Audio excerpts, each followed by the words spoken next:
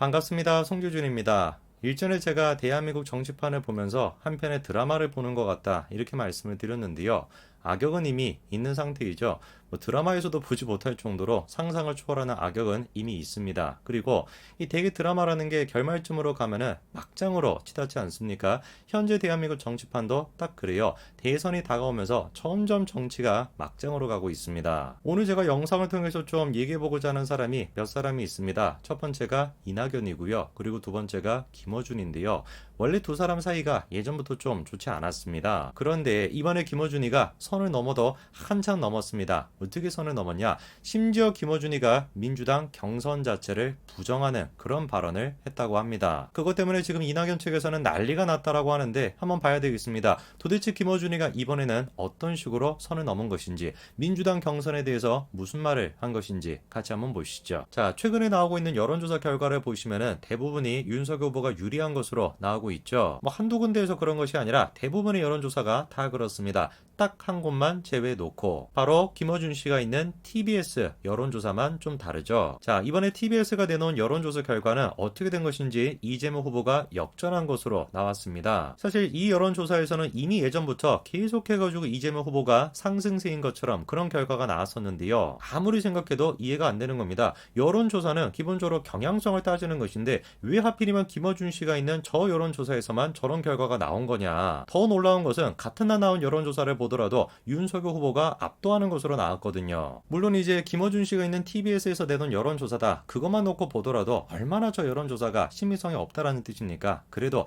조금 양보해가지고 어떻게 해가지고 저런 결과가 나왔다라는 것인지 그 세부적인 내용을 좀 살펴봤습니다. 자, 보니까 이번에 다음과 같은 결과가 나왔는데요. 눈에 띄는 게 몇 가지가 있습니다. 지지율이 10% 정도 상승된 연령층이 어딥니까? 20대입니다. 그리고 뿐만 아니라 50대에서도 마찬가지로 10% 정도 지지율이 상승했다라는 거죠. 꼼꼼하게 살펴보니까 더 이해할 수가 없는 그런 결과입니다. 그렇지 않습니까? 예를 들어가지고 30대, 40대 이런 연령층에서 갑자기 지지율이 상승했다라고 한다면 그나마 저거를 받아들일 수가 있을 텐데 전통적으로 보수적인 성향을 보이고 있는 20대랑 50대에서 갑작스럽게 별다른 이슈도 없이 이재명 후보의 지지율이 10%나 올랐다? 말이 안 되는 거 아닙니까? 그래서 저는 개인적으로 저거를 지금 놓고 이재명 후보 측에서는 몇 주 만에 역전을 했다면서 지금 난리를 치고 있는데 전혀 의미가 없다라고 봅니다. 전혀 경향성을 따르지 못하고 있는 사실상 김어준의 입김이 들어간 그런 여론조사 결과다. 저는 그렇게 생각합니다. 그리고 지금 김어준 씨가 신경을 써야 되는 건 여론조사가 아니라 이낙연이에요. 옛날부터 계속해가지고 김어준 씨가 이낙연을 얼마나 못살게 굴었습니까? 한 번은 김어준 씨가 몇 년 만에 국회로 들어왔던 이낙연 후보를 두고서 다음과 같이 무례한 모습을 보였었죠. 최고위원 후보들이 또 한결같이 의원님에 대해서 이런 표현을 했습니다. 곁을 잘 주지 않는다. 가까이 하기 어렵다. 무섭다. 왜 이렇게들 표현합니까? 앞으로도 이렇게 무섭게 하실 겁니까? 네. 지난번에 오셨을 때 혹시 다 못한 이야기 있으십니까? 없으면 끊고요. 이해가 잘 안 되는 것이죠. 사실상 문재인 정권을 그렇게 많이 비호해가지고 저 자리까지 올라갔던 사람이 김어준 씨인데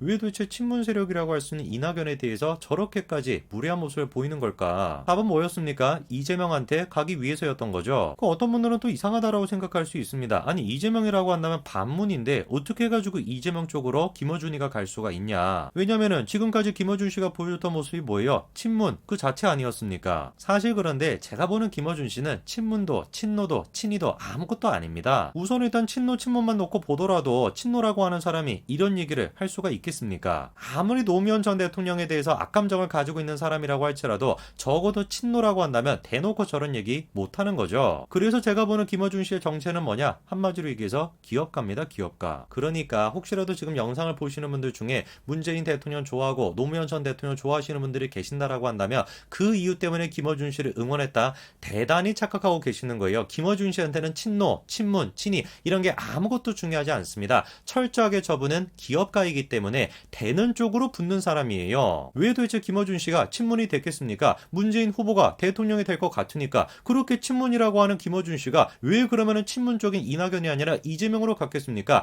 이낙연이 아니라 이재명이 될 것 같으니까. 그러니까 이렇게 대놓고 이재명을 지지할 수가 있는 겁니다. 그런데 우리가 주목해봐야 되는 게 뭐냐, 저런 식으로 말도 안 되는 행보를 보이고 있는 김어준 씨에 대해서 이낙연 후보 또한 마찬가지로 그렇게 달갑게 보지 않는다라는 거예요. 대놓고 김어준 씨가 이재명을 지지할 때도 이런 식으로 불쾌한 감정을 숨기지 않았죠. 그런데 이번에는 불쾌한 감정을 숨기는 정도가 아니라 폭발한 것 같습니다. 문제가 지금 되고 있는 게 민주당의 지난 경선인데요. 잘 아시는 것처럼 계속해가지고 이재명 후보가 경선에서 유리했었습니다. 근데 희한하게도 3차 선거인단 투표, 여기에서는 이재명이 아니라 이낙연 후보가 압승을 했었거든요. 놀랍게도 그 격차가 2배 이상 났습니다. 이낙연 후보가 62% 득표를 했고 이재명 후보가 28% 정도 득표를 했죠. 자, 그러면 합리적으로 상식적으로 생각을 해봤을 때 저거를 설명할 수 있는 몇 가지 방안이 있겠죠. 제일 첫 번째는 뭐겠습니까? 저 시기에 이재명을 둘러싼 논란이 굉장히 커졌다, 이거를 우리가 생각해 볼 수가 있겠고, 그리고 두 번째로 3차 경선에서는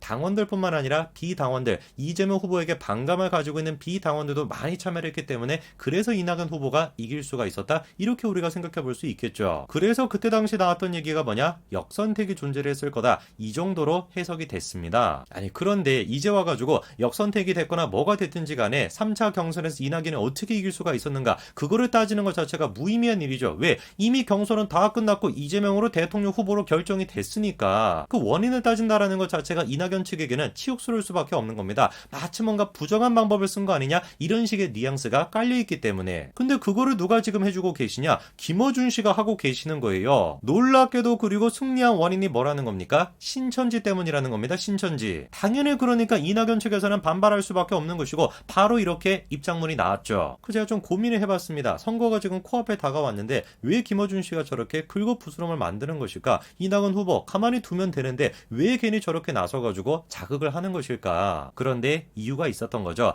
이낙연의 측근인 정윤현 씨가 누구를 지지한 거예요? 윤석열 후보를 지지한 겁니다. 괴물보다는 식물이 낫다, 아예 그냥 이재명 후보를 괴물이다, 이렇게 지금 지칭을 한 겁니다. 이번에 정윤현 씨가 윤석열 후보를 공개 지지했던 게 21일입니다. 그리고 공천에서 신천지가 개입을 했을 거다, 말도 안 되는 음모론을 내놨던 게 19일입니다. 누가 보든지 간에 이낙연을 견제하기 위해서 김어준이가 밑밥을 깔았다, 이렇게 보는 게 맞겠죠. 그런데 이 말은 바꿔 생각해 본다면 이미 이낙연 쪽에서는 누구를 지지하는 게 아니라 이재명을 지지하는 게 아니라 윤석열 쪽을 지지하고 있다, 이렇게 봐야 되겠죠. 이번에 유세 현장에서도 얼마나 이낙연 후보가 치욕스러운 일을 당했습니까? 자기가 연설을 하고 있는데 이재명 선거송이 나와가지고 연설을 중단해야 됐습니다. 한 번도 아니고 2번이나 그런 일을 당했었죠. 지금 나오고 있는 얘기는 저게 이제 정운현이가 윤석열 후보 쪽으로 갔던 가장 결정적인 계기였다, 이렇게 지금 얘기가 나오고 있습니다만, 우리야 모르는 일이죠. 어떤 이유 때문에 그렇게 갔는지 모르겠습니다만 한 가지는 분명한 사실인 것 같습니다. 대선이 지금 코앞으로 다가왔는데 그럼에도 불구하고